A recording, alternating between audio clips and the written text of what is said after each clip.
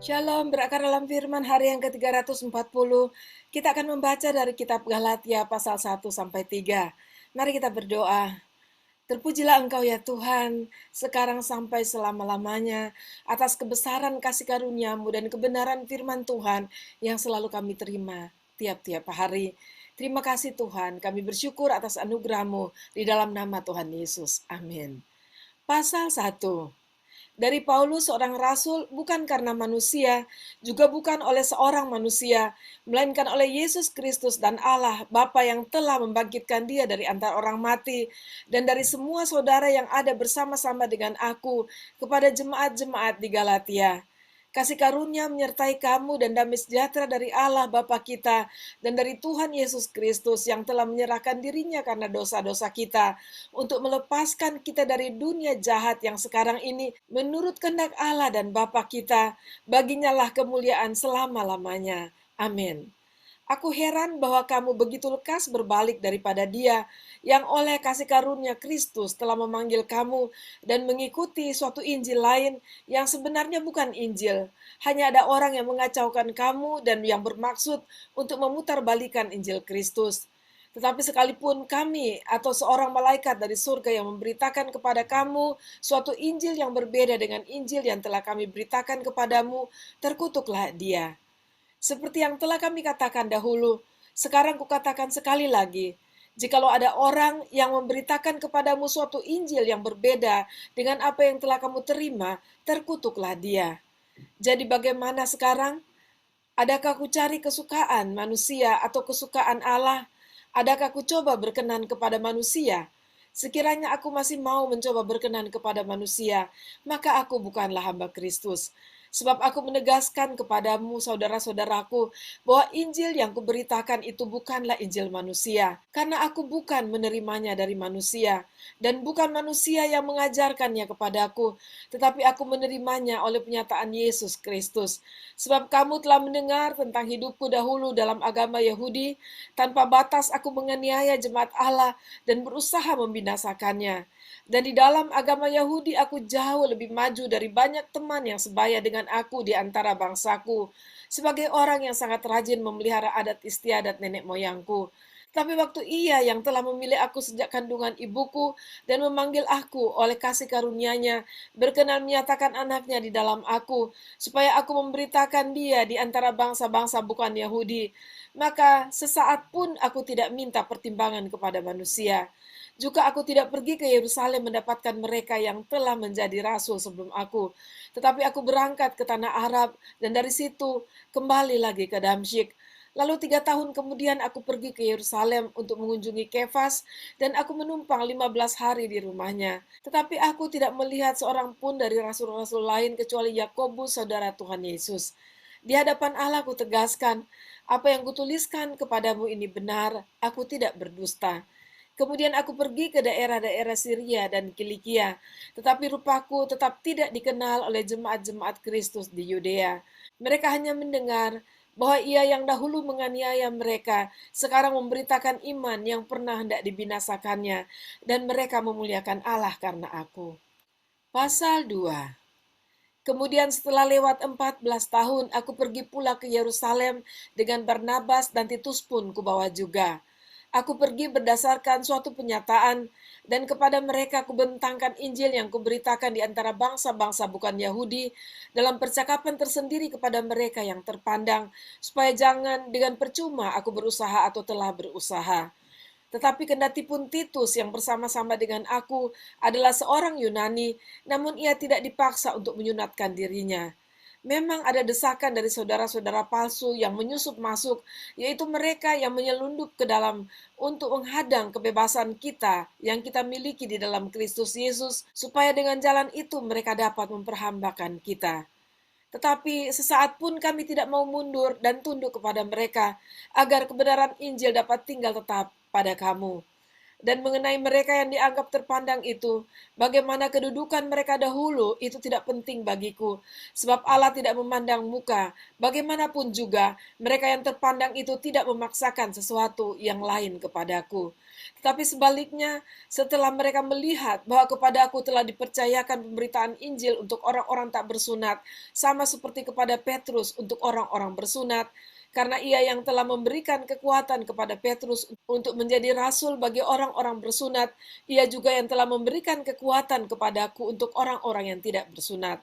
Dan setelah melihat kasih karunia yang dianugerahkan kepadaku, maka Yakobus, Kefas, dan Yohanes yang dipandang sebagai soko guru jemaat berjabat tangan dengan aku dan dengan Barnabas sebagai tanda persekutuan, supaya kami pergi kepada orang-orang yang tidak bersunat dan mereka kepada orang-orang yang bersunat.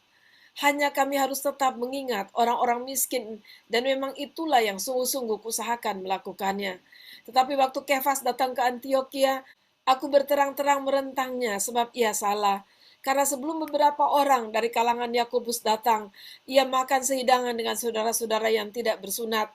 Tetapi setelah mereka datang, ia mengundurkan diri dan menjauhi mereka karena takut akan saudara-saudara yang bersunat.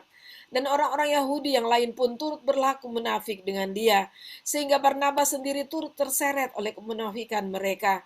Tetapi waktu kulihat bahwa kelakuan mereka itu tidak sesuai dengan kebenaran Injil, aku berkata kepada Kefas di hadapan mereka semua, jika engkau seorang Yahudi hidup secara kafir dan bukan secara Yahudi, bagaimanakah engkau dapat memaksa saudara-saudara yang tidak bersunat untuk hidup secara Yahudi? Menurut kelahiran kami adalah orang Yahudi dan bukan orang berdosa dari bangsa-bangsa lain.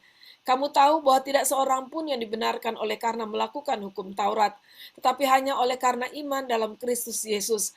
Sebab itu kami pun telah percaya kepada Kristus Yesus, supaya kami dibenarkan oleh karena iman dalam Kristus dan bukan oleh karena melakukan hukum Taurat. Sebab tidak ada seorang pun yang dibenarkan oleh karena melakukan hukum Taurat. Tetapi jika kami sendiri sementara kami berusaha untuk dibenarkan dalam Kristus, ternyata adalah orang-orang berdosa, apakah hal itu berarti bahwa Kristus adalah pelayan dosa? Sekali-kali tidak. Karena jikalau aku membangun kembali apa yang telah aku rombak, aku menyatakan diriku sebagai pelanggar hukum Taurat. Sebab aku telah mati oleh hukum Taurat untuk hukum Taurat, supaya aku hidup untuk Allah. Aku telah disalibkan dengan Kristus, namun aku hidup, tetapi bukan lagi aku sendiri yang hidup, melainkan Kristus yang hidup di dalam aku. Dan hidupku yang kuhidupi sekarang di dalam daging adalah hidup oleh iman dalam Anak Allah yang telah mengasihi aku dan menyerahkan dirinya untuk aku. Aku tidak menolak kasih karunia Allah, sebab sekiranya ada kebenaran oleh hukum Taurat, maka sia-sialah kematian Kristus. Pasal 3. Hai orang-orang Galatia yang bodoh, siapakah yang telah mempesona kamu? Bukankah Yesus Kristus yang disalibkan itu telah dilukiskan dengan terang di depanmu? Hanya ini yang hendak ku ketahui daripada kamu. Adakah kamu telah menerima roh karena melakukan hukum Taurat, atau karena percaya kepada pemberitaan Injil? Adakah kamu sebodoh itu? Kamu telah mulai dengan roh, maukah kamu sekarang mengakhirinya di dalam daging? Sia-siakah semua yang telah kamu alami sebanyak itu? Masakan sia-sia? Jadi bagaimana sekarang? Apakah ia yang menganugerahkan roh kepada kamu dengan berlimpah-limpah dan yang melakukan mujizat di antara kamu berbuat demikian karena kamu melakukan hukum Taurat atau karena kamu percaya kepada pemberitaan Injil? Secara itu janganlah Abraham percaya kepada Allah, maka Allah memperhitungkan hal itu kepadanya sebagai kebenaran. Jadi kamu lihat bahwa mereka yang hidup dari iman, mereka itulah anak-anak Abraham. Dan kitab suci yang sebelumnya mengetahui bahwa Allah membenarkan orang-orang bukan Yahudi oleh karena iman, telah terlebih dahulu memberitakan Injil kepada Abraham, olehmu segala bangsa akan diberkati. Jadi mereka yang hidup dari iman, merekalah yang diberkati bersama-sama dengan Abraham yang beriman itu. Karena semua orang yang hidup dari pekerjaan hukum Taurat berada di bawah kutuk, sebab ada tertulis, terkutuklah orang yang tidak setia melakukan segala sesuatu yang tertulis dalam kitab hukum Taurat. Dan bahwa tidak ada orang yang dibenarkan di hadapan Allah karena melakukan hukum Taurat adalah jelas, karena orang yang benar akan hidup oleh iman. Tetapi dasar hukum Taurat bukanlah iman, melainkan siapa yang melakukannya akan hidup karenanya. Kristus telah menebus kita dari kutuk hukum Taurat dengan jalan menjadi kutuk karena kita, sebab ada tertulis, terkutuklah orang yang digantung pada kayu salib. Yesus Kristus telah membuat ini, supaya di dalam Dia berkat Abraham sampai kepada bangsa-bangsa lain, sehingga oleh iman kita menerima roh yang telah dijanjikan itu. Saudara-saudara, baiklah aku pergunakan suatu contoh dari hidup sehari-hari, suatu wasiat yang telah disahkan, sekalipun ia dari manusia, tidak dapat dibatalkan atau ditambahi oleh seorang pun. Adapun kepada Abraham diucapkan segala janji itu, dan kepada keturunannya, tidak dikatakan kepada keturunan-keturunannya, seolah-olah dimaksud banyak orang, tapi hanya satu orang, dan kepada keturunanmu, yaitu Kristus. Maksudku ialah, janji yang sebelumnya telah disahkan Allah tidak dapat dibatalkan oleh hukum Taurat yang baru terbit 430 tahun kemudian, sehingga janji itu hilang kekuatannya. Sebab jikalau apa yang ditentukan Allah berasal dari hukum Taurat, ia tidak berasal dari janji, tetapi justru oleh janjilah Allah telah menganugerahkan kasih karunia-Nya kepada Abraham. Kalau demikian, apakah maksudnya hukum Taurat? Ia ditambahkan oleh karena pelanggaran-pelanggaran, sampai datang keturunan yang dimaksud oleh janji itu, dan ia disampaikan dengan perantaraan malaikat-malaikat ke dalam tangan seorang pengantara. Seorang pengantara bukan hanya mewakili satu orang saja, sedangkan Allah adalah satu. Kalau demikian, bertentangankah hukum Taurat dengan janji-janji Allah? Sekali-kali tidak.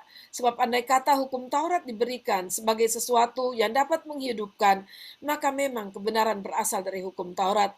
Tetapi kitab suci telah mengurung segala sesuatu di bawah kekuasaan dosa, supaya oleh karena iman dalam Yesus Kristus, janji itu diberikan kepada mereka yang percaya. Sebelum iman itu datang, kita berada di bawah pengawalan hukum Taurat dan dikurung sampai iman itu telah dinyatakan. Jadi hukum Taurat adalah penuntun bagi kita sampai Kristus datang, supaya kita dibenarkan oleh iman. Sekarang iman itu telah datang, karena itu kita tidak berada lagi di bawah pengawasan penuntun. Sebab kamu semua adalah anak-anak Allah karena iman di dalam Yesus Kristus. Karena kamu semua yang dibaptis dalam Kristus telah mengenakan Kristus. Dalam hal ini tidak ada orang Yahudi atau orang Yunani, tidak ada hamba atau orang merdeka, tidak ada laki-laki atau perempuan, karena kamu semua adalah satu di dalam Kristus Yesus. Dan jikalau kamu adalah milik Kristus, maka kamu juga adalah keturunan Abraham dan berhak menerima janji Allah. Demikianlah pembacaan dan pendengaran firman Tuhan kita pada saat ini. Dan apa yang dituliskan oleh Rasul Paulus kepada orang-orang di Galatia berbicara kepada kita. Dan yang saya garis bawahi adalah, kalau kita sudah memulaikan di dalam roh, jangan mengakhirinya di dalam kedagingan. Dan mari kita hidup terus di dalam pimpinan Roh Kudus yang akan menuntun kita kepada segala kehendaknya dan menuntun kita kepada kehidupan kekal dan masuk di dalam kemuliaan Allah selama-lamanya. Puji Tuhan, mari kita berdoa. Terima kasih Tuhan, kami bersyukur karena kami oleh iman kepada Yesus Kristus boleh diselamatkan, dan oleh Roh Kudus yang ada di dalam kami memenuhi kami. Kami percaya bahwa Roh-Mu yang satu itu akan terus memimpin kami untuk melakukan segala apa yang Tuhan sudah rancangkan bagi kami, segala ketetapan-Mu bagi kami, dan terus melakukannya dengan kekuatan dari Roh-Mu sampai pada kesudahannya. Waktu kami berjumpa dengan Engkau dan memasuki kemuliaan abadi bersama-sama dengan Engkau. Terima kasih, terpujilah Engkau dalam nama Tuhan Yesus. Amin. Puji Tuhan, sampai jumpa besok. Tuhan Yesus memberkati.